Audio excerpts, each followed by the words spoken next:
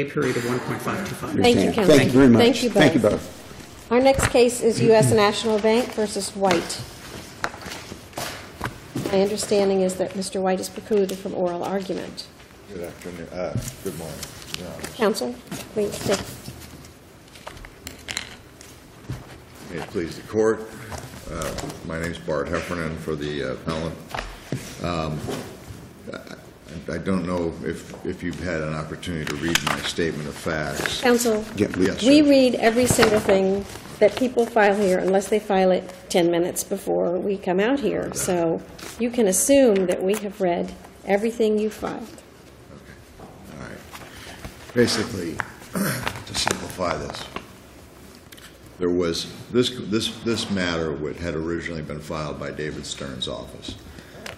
As you may or may not recall, Mr. Stern's office got involved in some allegations of fraud, and the banks, a number of banks that had some incredible number of foreclosures being handled by him, and I think it was somewhere in the neighborhood of $250,000, were pulled from him and given to other lawyers. Our firm was one of them. Before we received the case, there was an order entered by the court in June of 2010 with regard to a discovery issue. Well, my understanding is that your firm tried to comply with the document request, and you were about a week late in sending over a $500 check because you were confused about who was to pay it, correct?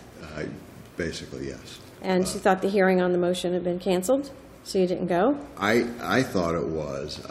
There were two attorneys involved in this file, and I saw an email from Marlon Hyatt, who was an associate in the firm. He had 2 years of experience. See what happens when you assume? You assume two things. First, you assumed we hadn't read everything. Bad assumption. Then you assumed that the hearing was canceled. Second bad assumption. Bad. That's what happens when you assume. You know what they say. When you assume, okay, yes, that was a bad assumption. Two bad assumptions that you've made. But, Judge, what happened was, eventually, we got things right. We got the $500 check. You paid it before the hearing on the motion for Yes. contempt, correct? We or to strike the pleading. Correct. When we did an agreed order that we would pay him the $500. We agreed on the $500. I'm assuming that the sanction. mortgage foreclosure, that Mr. White has still not come current on his mortgage, which he hasn't paid since 2010. Actually, 2009, correct. So how was he? He's enjoying life, tax, insurance. But not paying that $500 on time must have been very prejudicial. It was it must have been awful. But my position is, Judge, that before this hearing, we paid the $500, and back in 2010 was, and I'm sure you all remember, I mean, it was just, there were dockets with 150 cases on them.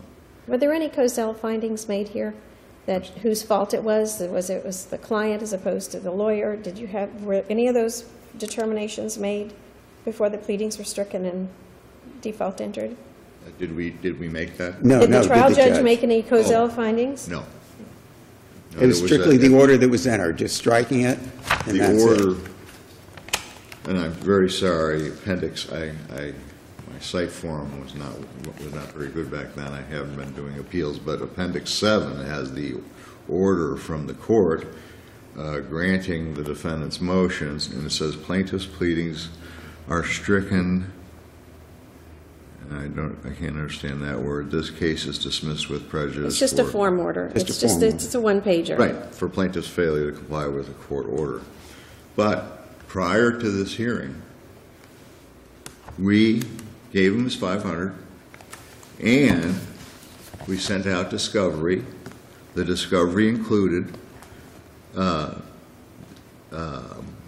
we did put some objections in there, which the counsel attorney shouldn't have because we were late in filing our discovery. But we provided counsel with the notices of intent, which he asked for, the hello goodbye letters, collection comments, which are a series of comments of the correspondence back and forth between the borrower and the bank, which would also reflect any type of loss mitigation and just As a matter of fact, Mr. Whyte did not appear at the mediation, which we paid $400 for. The loan payment history we provided him for, which he asked for, the HUD-1 settlement statement, title insurance policy, all of which he asked for, limited power of attorney, the loan application relative to the subject loan, and copies of the note and mortgage. Now, So you tried to comply with discovery before correct. your pleadings were stricken, and you paid the fine before they were stricken? Yes, so all Counsel, of that. I think we understand your position. You feel that there was no basis for striking the pleadings and entering default judgment against your client on this record. That's how I feel. Thank you, counsel. Thank you very much. Thank you, Judge.